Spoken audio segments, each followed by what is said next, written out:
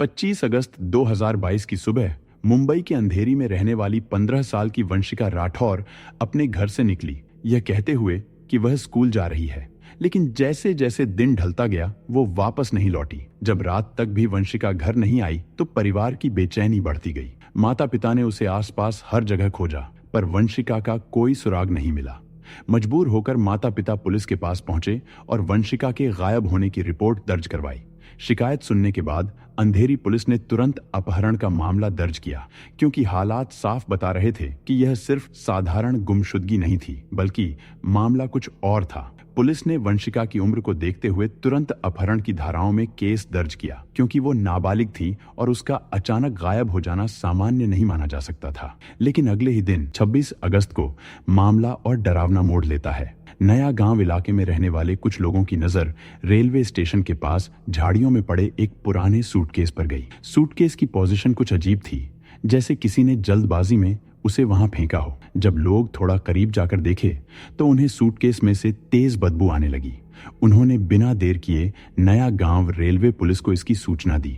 Police जब वहां पहुंची और सूटकेस की हालत देखी तो वो समझ गई कि यह मामला साधारण नहीं बल्कि किसी बड़ी वारदात की ओर इशारा कर रहा है। पुलिस ने हालात की गंभीरता समझते हुए तुरंत अंधेरी पुलिस को कॉल कर दिया, क्योंकि यह केस मुंबई में दर्ज हुआ था और अब इसकी जांच उन्हें ही संभालनी थी। मौके पर पहुंचते ही पुलिस ने सूटकेस को खोला और अंदर से उन्हें एक बच्ची का शव, एक स्कूल यूनिफॉर्म और एक कंबल मिला। पुलिस ने तीनों चीजों को तुरंत सबूत के तौर पर जब्त कर लिया। शव को बिना समय गंवाए पोस्टमार्टम के लिए भेज दिया गया ताकि मौत का कारण साफ हो सके। उधर पुलिस ने मिली हुई स्कूल यूनिफॉर्म की जांच कर यह पता लगा लिया कि वह किस स्कूल की है। पुलिस ने स्कूल से संपर्क किया और उन्हें थाने बुलाया ताकि यह पता चल सके कि क्या किसी छात्रा के लापता होने की कोई रिपोर्ट दर्ज की गई है या नहीं। स्कूल वालों से पता चला कि वंशिका नाम की एक लड़की की मिसिंग रिपोर्ट उसके परिवार ने दर्ज कराई है। इसके बाद पुलिस ने वंशिका के परिवार को फोन किया और उनसे पूछा कि क्या उन्होंने कोई मिसिंग रिपोर्ट दर्ज कराई है या नहीं। वंशिका के माता पिता ने पुलिस को बताया कि 25 अगस्त को उन्होंने अपनी बेटी वंशिका की गुमशुदगी की शिकायत दर्ज करवाई थी। पुलिस ने उन्हें बताया कि रेलवे इलाके में एक लड़की का शव मिला है, इसलिए जरूरी है कि वे आकर शिनाख्त करें ताकि यह पता चल सके कि वह बच्ची उनकी बेटी है या नहीं। यह खबर सुनते ही वंशिका के परिवार का दिल बैठ गया, लेकिन हिम्मत जुटाते हुए वे पुलिस स्टेशन पहुंचे, क्योंकि अब सच्चाई से सामना करना ही था। फिर पुलिस वंशिका के परिवार को पोस्टमार्टम हाउस लेकर गई। वहां पहुंचते ही माता पिता का दिल टूट गया। उन्होंने एक नजर में पहचान लिया कि यह उनकी ही 15 साल की बेटी वंशिका है, वही बच्ची जो बस एक दिन पहले स्कूल के लिए घर से निकली थी। बेटी की खबर सुनकर वंशिका के माता पिता की हालत बुरी तरह बिगड़ गई। वे पूरी तरह टूट चुके थे, लेकिन पुलिस ने उन्हें भरोसा दिलाया कि भले ही वे वंशिका को वापस नहीं ला सकते, लेकिन उसकी मौत के जिम्मेदार लोगों को बहुत जल्द सलाखों के पीछे पहुंचाया जाएगा। इसके बाद पुलिस ने परिवार से पूछा कि क्या उन्हें किसी पर शक है, कोई ऐसा व्यक्ति जिसने वंशिका को परेशान किया हो या जिससे उनकी कोई दुश्मनी हो। तभी वंशिका के माता पिता ने बताया कि उन्हें एक लड़के पर शक है। उन्होंने कहा कि एक लड़का वंशिका को काफी समय से परेशान कर रहा था और हो सकता है कि वंशिका की हत्या के पीछे उसी लड़के का हाथ हो। परिवार ने पुलिस को बताया कि कुछ दिन पहले उन्होंने उस लड़के को धमकाया भी था और साफ चेतावनी दी थी कि अगर उसने दोबारा वंशिका से मिलने की कोशिश की तो उसका अंजाम बहुत बुरा होगा। इसी वजह से घर वालों को पूरा यकीन था कि वही इस वारदात के पीछे हो सकता है। घर वालों ने बताया कि उस लड़के का नाम संतोष मकवाना है और उसका एक दोस्त भी है जिसका नाम विशाल है, जो हमेशा उसके साथ रहता था। वंशिका के परिवार ने पुलिस को सिर्फ संतोष मकवाना का नाम ही नहीं बताया, बल्कि उसका मोबाइल नंबर और घर का पता भी दे दिया। इसके बाद पुलिस ने संतोष के बारे में और गहराई से जानकारी जुटानी शुरू की। एक टीम तुरंत उसके घर पहुंची, लेकिन वहां पहुंचकर पता चला कि संतोष पहले ही गायब हो चुका है और जो मोबाइल नंबर घर वालों ने पुलिस को दिया था वह भी बंद आ रहा था। पुलिस के लिए अब यह किसी बड़े झटके से कम नहीं था, क्योंकि सस्पेक्ट अगर भाग रहा है तो सबसे पहला काम यही करता है कि फोन स्विच ऑफ कर देता है ताकि उसकी लोकेशन ट्रेस न हो सके। अब सबसे बड़ी समस्या यह थी कि मोबाइल बंद होने की वजह से पुलिस उसके मूवमेंट और लोकेशन ट्रैक नहीं कर पा रही थी। इसका मतलब था कि संतोष को ढूंढना अब मुंबई पुलिस के लिए एक मुश्किल चुनौती बन चुका था। लेकिन पुलिस ने यहाँ हार नहीं मानी। उन्होंने संतोष के मोबाइल नंबर को सर्विलांस पर डाल दिया ताकि जैसे ही फोन कहीं भी ऑन हो सिस्टम तुरंत अलर्ट भेज दे। और पुलिस की यह कोशिश ज्यादा देर तक बेअसर नहीं रही। 27 अगस्त को अचानक उस नंबर पर हलचल दिखी। फोन करीब 10 सेकंड के लिए ऑन हुआ था। जैसे ही यह अपडेट पुलिस तक पहुंची, उन्होंने तुरंत लोकेशन ट्रेस करने की प्रक्रिया शुरू कर दी। जब सर्विस प्रोवाइडर्स और टेक्निकल टीम से पूरी जानकारी ली गई तो सामने आया कि फोन मुंबई में नहीं बल्कि गुजरात के अहमदाबाद में एक्टिव हुआ था। इसके बाद यह पता लगाया गया कि अहमदाबाद में किस इलाके से फोन नेटवर्क पर आया। जांच में सामने आया कि संतोष का मोबाइल अहमदाबाद रेलवे स्टेशन के टॉवर से कुछ सेकंड के लिए जुड़ा था और फिर तुरंत बंद कर दिया गया। फोन ऑन होने का टाइम भी रिकॉर्ड में था, सुबह 5:02 पर। अब पुलिस को शक होने लगा कि शायद संतोष मकवाना और उसका दोस्त विशाल किसी ट्रेन से मुंबई छोड़कर अहमदाबाद पहुंच चुके हैं और वहीं कहीं छिपे हुए हैं। इसी संभावना को ध्यान में रखते हुए नया गांव पुलिस ने तुरंत अहमदाबाद पुलिस से संपर्क किया। अहमदाबाद पुलिस ने भी बिना देर किए रेलवे स्टेशन, प्लेटफॉर्म, आसपास की गलियां, होटल, लॉज, जहां जहां कैमरे लगे थे, सभी सीसीटीवी फुटेज खंगालने शुरू कर दिए। लेकिन हैरानी की बात यह थी कि घंटों की जांच पड़ताल के बावजूद भी इन दोनों लड़कों को किसी भी कैमरे में नहीं देखा गया। न वो स्टेशन पर उतरते दिखाई दिए, न बाहर निकलते किसी होटल, रेस्टोरेंट या लॉज में उनकी मौजूदगी दर्ज हुई। यानी अहमदाबाद में उनका कोई सुराग नहीं मिला। अब पुलिस एक बड़े उलझन में थी कि अगर वे अहमदाबाद पहुंचे थे तो फिर आखिर गए कहां? गुजरात की जमीन पर उनका ऐसे गायब हो जाना पुलिस के लिए सबसे मुश्किल पहेली बन चुका था। खैर, पुलिस अपनी तरफ से पूरी लगन और ईमानदारी के साथ जांच में जुटी हुई थी। लंबी जांच के बाद पुलिस को एक नया सुराग मिला। उसी दिन वसई से एक ट्रेन गुजरती है जो बेंगलुरु से चलकर अहमदाबाद होते हुए राजस्थान की तरफ जाती है। अब पुलिस को शक हुआ कि शायद संतोष और विशाल उसी ट्रेन में चढ़े हों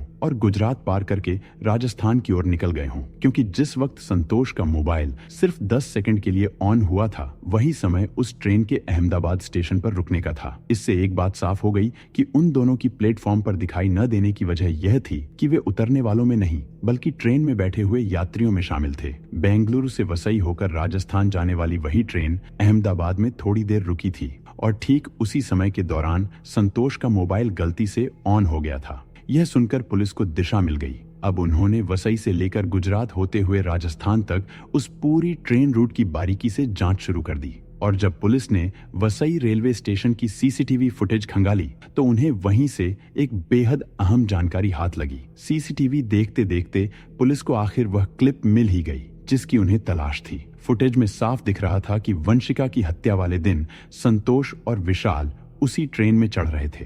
दोनों इंजन के ठीक पीछे वाले डिब्बे में घुसे थे। यह पुलिस के लिए बड़ा ब्रेक थ्रू था, क्योंकि अब उन्हें यह पता चल चुका था कि दोनों किस ट्रेन में बैठे हैं और किस कोच से सफर शुरू किया। इसके बाद नया गांव पुलिस ने यह जानकारी तुरंत अहमदाबाद और उसके आगे के सभी रेलवे स्टेशनों की पुलिस को भेज दी और सबसे कहा गया कि अपने अपने स्टेशन की सीसीटीवी फुटेज चेक करो, शायद रास्ते में कहीं ये दोनों दिखाई दे जाएं। कई घंटों की मेहनत के बाद भी किसी स्टेशन के कैमरों में इन लड़कों की झलक नहीं मिली। अब सवाल उठने लगा कि ये दोनों मुंबई से गुजरात आए भी तो राजस्थान की दिशा में ही क्यों भागे, कहीं और क्यों नहीं गए? इसी एंगल से जब जांच आगे बढ़ी तो पुलिस को एक अहम बात पता चली। हत्या के आरोपी संतोष मकवाना की दादी अहमदाबाद से लगभग 146 किलोमीटर दूर पालनपुर में रहती थी। बस यह जानकारी मिलते ही पुलिस को यकीन हो गया कि ये दोनों शायद पालनपुर स्टेशन पर ही उतरे होंगे। इसके बाद मुंबई पुलिस ने तत्काल पालनपुर रेलवे पुलिस से संपर्क किया और उनसे अनुरोध किया कि अपने स्टेशन की सीसीटीवी फुटेज चेक करें।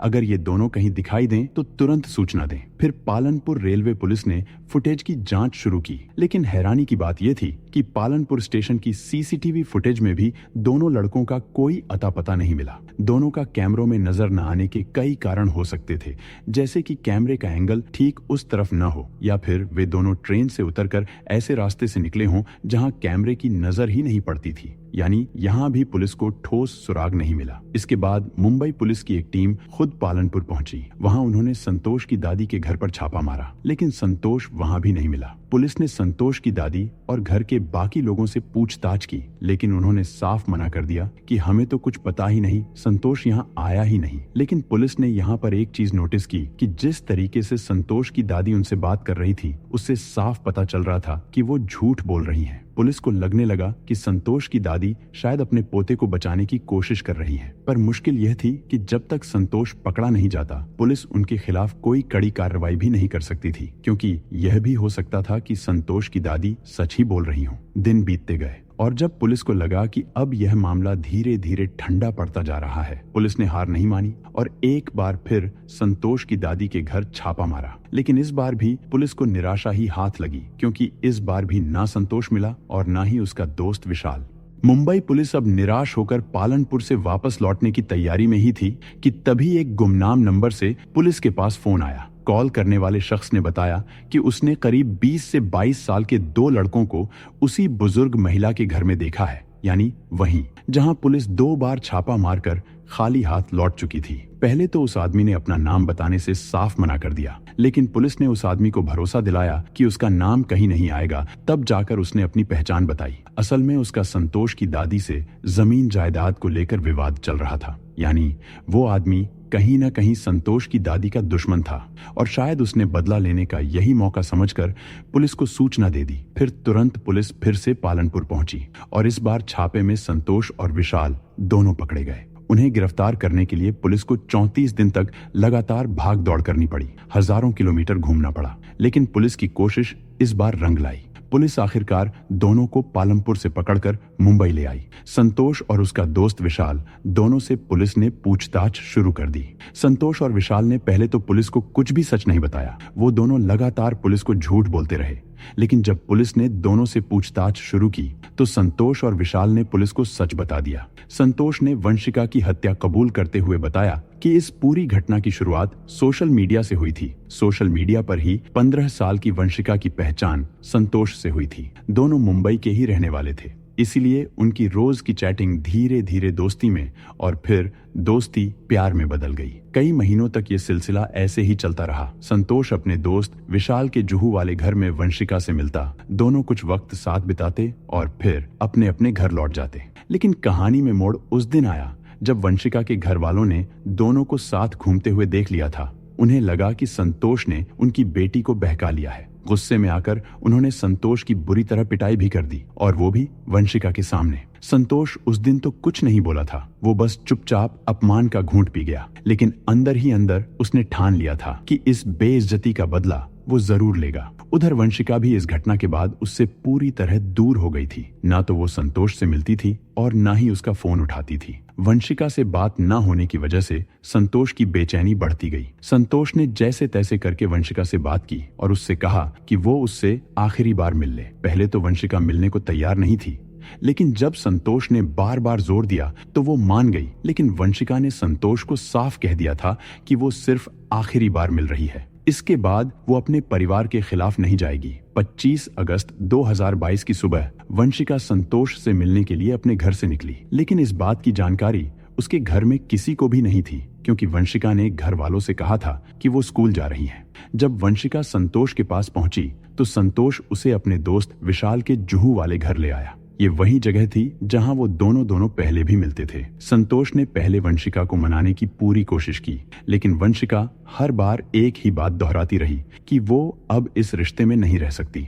और अपने घर वालों के खिलाफ नहीं जा सकती। लेकिन संतोष के अंदर पहले से ही बदले की आग सुलग रही थी। वो वंशिका को छोड़ना ही नहीं चाहता था। उसके मन में यही चल रहा था कि कहीं न कहीं रिश्ता दोबारा पहले जैसा बन जाए। लेकिन वंशिका अपने साथ हुई घटना के बाद डर गई थी। उसने फैसला कर लिया था कि वो अब संतोष के साथ आगे नहीं बढ़ सकती। यहीं से दोनों के बीच बहस बढ़ती चली गई और इसी बहस ने एक भयानक रूप ले लिया। संतोष तो पहले ही सोच कर आया था कि अगर वंशिका ने मना किया तो वो उसे खत्म कर देगा, इसलिए वो पहले से ही एक चाकू भी लेकर आया था। गुस्से में उसने जेब से चाकू निकाला और वंशिका पर लगातार वार करने शुरू कर दिए। उस वक्त संतोष का दोस्त विशाल पास वाले कमरे में ही था। जब उसने वंशिका के चीखने की आवाज सुनी तो वो भी बाहर दौड़ता हुआ आया। विशाल ने वंशिका को पकड़ लिया और संतोष ने उस पर ताबड़तोड़ वार करके उसकी हत्या कर दी।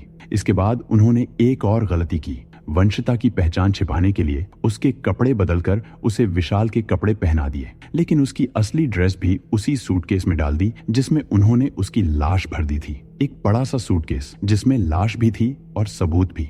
सूटकेस बंद करके दोनों वहां से निकल पड़े। पहले वे अंधेरी पहुंचे, फिर वहां से विरार जाने वाली लोकल ट्रेन में सवार हुए। विरार के पास नया गांव में उतरे और आखिरकार परेरा नगर के जंगलों में पहुंचकर उन्होंने उस सूटकेस को गहरे जंगल में फेंक दिया। काम खत्म करके दोनों वापस रेलवे स्टेशन लौटे और वहां से ट्रेन पकड़कर पालनपुर के लिए निकल गए। बाद में पुलिस ने संतोष और विशाल के इसी बयान के आधार पर चार्जशीट तैयार की और दोनों को कोर्ट में पेश किया, जहां से उन्हें जेल भेज दिया गया। यह मामला अभी भी अदालत में चल रहा है, लेकिन उम्मीद यही है कि दोनों अपराधियों को कड़ी से कड़ी सजा मिलेगी। दोस्तों, इस घटना को सुनाने का मकसद किसी को डराना नहीं है, बल्कि आपको जागरूक करना है। ऐसी घटनाएं हमें सिखाती हैं कि सोशल मीडिया के रिश्तों में सावधान रहना कितना जरूरी है। इस केस पर आपकी क्या राय है, कमेंट में जरूर बताएं। अभी तक चैनल को सब्सक्राइब नहीं किया है तो कर लीजिए, ऐसी ही और रियल लाइफ स्टोरीज के लिए।